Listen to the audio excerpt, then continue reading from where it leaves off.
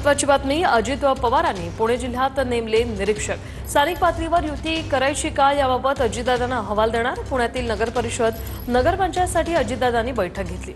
वेळ कमी असल्याने कार्यवाही करण्याच्या अजितदादांच्या सूचना।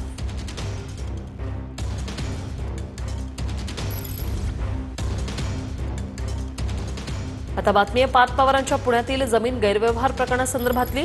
खरगेंच्या अध्यक्षतेखालील समिती आजपासून पुण्यात येण्याची शक्यता आहे। तर पार्थ पवारांचा पुण्यातील जमीन व्यवहार रद्द होण्याच्या आता मार्गावर आहे। व्यवहार रद्द होण्यासाठी 42 कोटींचं मुद्रांक शुल्क आकारलं जाणार आहे। व्यवहार रद्द करण्यासाठी रद्द करारनामा आता करावा लागेल। कंपनीचे भागभांडवल 1 लाख असताना रक्कम कोण कशी भरणार असा सवाल यामुळे उपस्थित होतोय।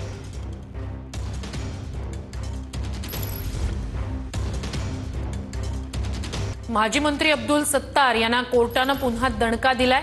सिल्लोड न्यायालयाकडून पोलिसांना रिपोर्ट सादर करण्याचे आदेश देण्यात आले आहेत। आमदार निधीतून 2 अँब्युलन्स शिक्षण संस्थेला दिल्याचा आरोप आहे। शासकीय परवानगी न घेता या व्यवहाराला मंजुरी देण्यात आली। सामाजिक कार्यकर्ते महेश शंकर पल्ले यांनी या संदर्भात तक्रार दाखल केली होती।